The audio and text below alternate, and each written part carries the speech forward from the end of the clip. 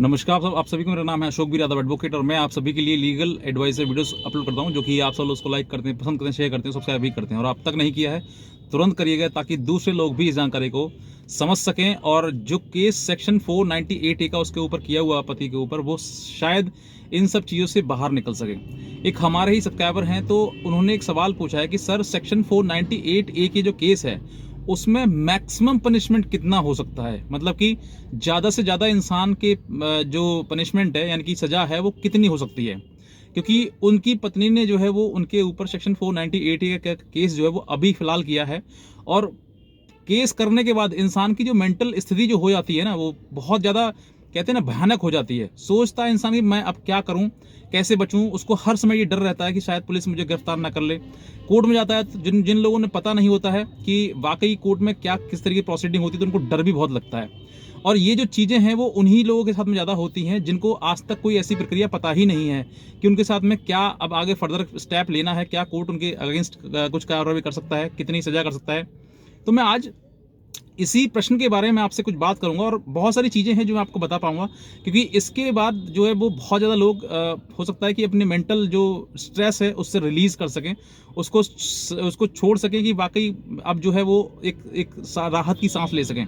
तो section 498A, हालांकि ये जो केस जो जो धारा बनाई गई है, यानी कि ये सेक्शन बनाया गया है, वो इसलिए बनाया गया था ताकि पत्नी जो है, हस्बैंड्स जो है वो उनके ऊपर कभी एक समय हुआ करता था जिस समय पर क्रूअल्टी हुआ करती थी, पति द्वारा मारा पीटी इस तरह की चीजें। लेकिन आज का समय जो है वो पत्नी का समय आ गया है कि पत्नी जो है उनके ऊपर क्रूअल्टी का झूठा आरोप लगाते हुए पति के ऊपर सेक्शन 498A और 498, 323, 504, 506, 3/4 DP एक्ट के तहत जो वो केस दर्ज करवा देती हैं। उसके बाद इंसान जो है, जो पति जो है, वो या तो ये सोचता है कि तूने मेरी रिस्पेक्ट खराब कर दी, इज्जत खराब कर दी है, पूरे समाज में खराब कर दी है, वैल्यू खराब हो गई है, तो वो ये डिसीजन लेते हैं कि अब मुझे इसके साथ में नहीं रहना है। कुछ पति जो है, कुछ ये सोचते हैं कि यार पत्नी जो है वो इतने केस कर रही है, झूठे कर रही है, क्यों कर रही है, तो वो उस कारण को सोचते हुए समझते हुए कि वाकई इसने ये मुझसे अलग है इसीलिए कर रही है, तो वो जो है वो अपनी पत्नी को कहीं बुलाने की कोशिश करते हैं। फिर भी उस पत्नी जो अपनी एटीट्यूड दिखाती है कि मैं नहीं आऊँगी और ना ही तेरे साथ रहूँगी, ना तुझे तलाक दूंगी, ज़िंदगी खराब करूँगी, ऐसी कई चीज़ें।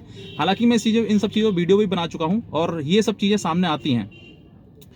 ऐसा करने के लिए मतलब पत्नी जो केस करती है, केस करने के बाद जब उनके ऊपर FIR दर्ज होती है, तो पति अपने आप को बचाने के लिए एंटीसिपेटरी बेल के लिए भागता है, कहीं ये एंटीसिपेटरी बेल लूँ मैं, जैसे अपनी गिरफ्तारी बच सके।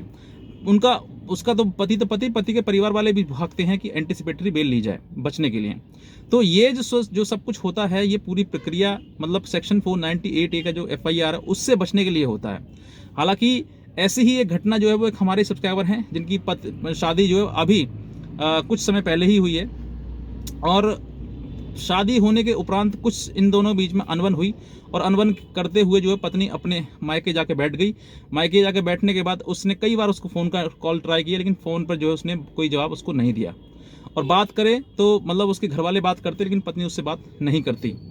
पत्नी घर वाले कहते कि हम नहीं भेजेंगे, हम तुम्हारे ऊपर केस कर देंगे, ऐसी चीज़ें, कई प्रकार की धमकियाँ। और आज वही चीज़ जो है वो सामने आ गई कि पत्नी द्वारा पति के ऊपर सेक्शन 498A की FIR दर्ज करा दी गई। जैसे ही दर्ज कराती है तो एक जो लड़का है, इनकी पति है, आज वो इन सब चीज़ों को, उसके बारे में आज तक उसको पता नहीं था कि केस क्या होता है, कैसे लड़ा जाता है, कैसे थाने में पुलिस वगैरह से बात की जाती है, किस तरीके से इन चीज़ों को निपटा जाता है। तो इंसान बहुत ज़्यादा डर जाता है, और जब डर जाता है तो डर की वजह से वो कहीं ना कहीं अपने आप मेंटल स्ट्रेस लेना बहुत ज़्यादा करना शुरू कर देता है, और जिसकी वजह से वो अपनी जो स्थिति है, कमाना, खाना, पीना, वो सब कुछ भूल जाता है। कुछ लोग तो अपना बिजनेस पूरा ठप कर बैठ जाते हैं कि अब मेरे बस की बात नहीं है। लेकिन यहाँ पर आपको किसी भी चीज़ को रोकना या किसी चीज़ को स्ट्रेस लेकर इतना भारी भरकम समझ लेना कि अब ज़िंदगी नहीं है, ये गलत है। आज मैं आपको इसी जो प्रॉब्लम है, ये बहुत ज़्यादा पतियों की प्रॉब्लम है। मेरे पास कॉल्स भी आती हैं, फ़ोन भी आते हैं, मैं अपने क्लाइंट्स जो हैं उनके लिए भी मैं राहत दिलाता हूँ, उनको भी मदद करता हूँ किसी प्रकार से। तो ये जो क्वेश्चन है आपके मन में कि सर जो सेक्शन 498A है, यानी कि 498 का जो केस है, इसमें FIR दर्ज होने कितनी मैक्सिमम सजा हो सकती है, क्योंकि इंसान पहले से पहले सोच रखे चले कि इतनी सजा हो जाएगी तो मैं इतनी काट लूंगा, ऐसे कर लूंगा। तो उसी तरीके चलते हुए जो है वो इंसान कहीं ना कहीं सोचता है कि कितनी सजा हो जाएगी। इंसान सजा सजा का प्रावधान जो है वो बहुत लंबा है, बहुत लंबे समय बाद ये चीज़ें हो आती हैं। और ऐसा नहीं है कि आपको उसमें सजा हो ही जाएगी, ऐसा भी तो है, आप छूट भी सकते हैं, बरी भी तो हो सकते हैं। लेकिन इंसान जो है वो नेगेटिव सोचना शुरू कर देता है आज से ही। आज उसके ऊपर एफआईआर दर्ज हुई और यही वो चाहती है पत्नी की, जब उसके ऊपर एफआईआर दर्ज होगी तो उसको डर लगेगा कि सेक्शन मतलब इसमें मुझे कितनी सजा होगी, और सजा होगी तो जेल जाओगे। ऐसा डर की बेस जो है पत्नी के वो घुटने चूम जाए और जो वो कहे, पत्नी जो कहे वो करे। लेकिन फिर भी कुछ ऐसा होता है कि पति कितना भी कुछ कर दे, पत्नी जो है उन सब चीज़ों का एहसान नहीं मानती है, ना ही ये सब चीज़ें वो कंसीडर करती है।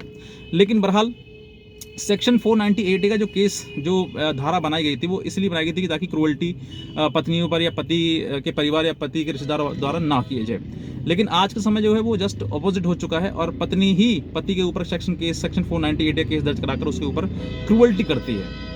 ये बात मैं नहीं, lower court, high court, supreme court, सभी जगह पर ये कहा गया है और कई जगह पर सुप्रीम कोर्ट ऑनरेबल जजेस की भी टिप्पणी इसमें आ चुकी है।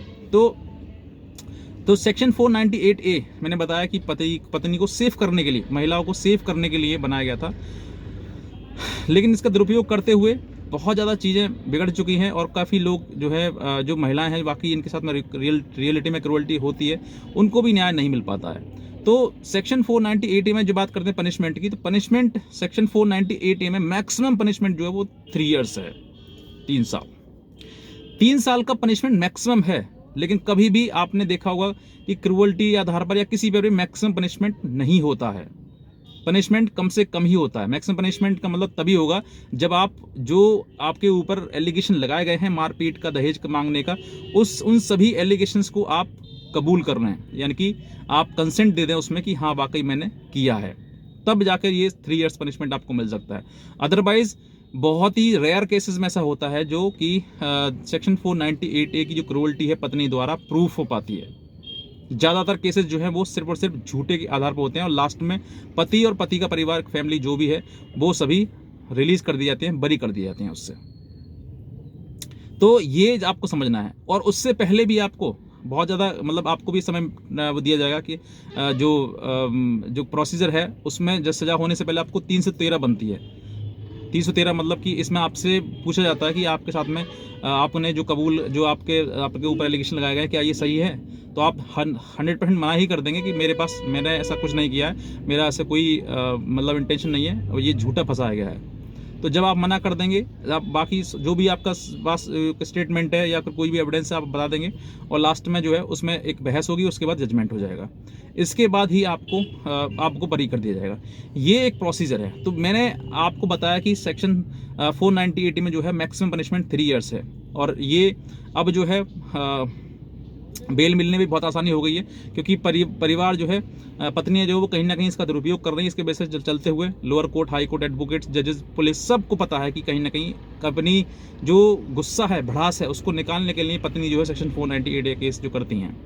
तो इसीलिए आसानी से बेलें मिल जाएगी आपके लिए। आपको डरना नहीं है, स्ट्रेस कुछ नहीं लेना है। जो आप काम कर रहे हैं अपना काम करिए, चाहे जॉब कर रहे हो, पढ़ाई कर रहे हो, बिजनेस कर रहे हो, कुछ भी आप कर रहे हो, इसमें कुछ आपको डरना नहीं है। बस सिर्फ और सिर्फ अपने जो केस है आप उसको मॉनिटर करते रहिए, अच्छे वकील से लड़वाइएगा और अच्छी टाइम टू टाइम एडवाइस लेते रहिएगा, ताकि आपका जो माइंड स्ट्रेस है वो कम से कम हो सके और आप सही समय पर सही निर्णय ले सकें और अपने केस में अपने आप का 100% अपीयरेंस दे सकें। तो बस मैं इतना कहना चाहूँगा। बाकी और भी कुछ अगर आप हमसे कोई हमारी लीगल एडवाइस हमसे लेना चाहते हैं तो आप हमारे दिए हुए नंबर पर हमें संपर्क भी कर सकते हैं, लेकिन हमारी एडवाइस जो वो चार्जेबल है। तो बस मैं इतना कहना चाहूँगा। बाकी आज का वीडियो देखने आपसे बहुत धन्यवाद।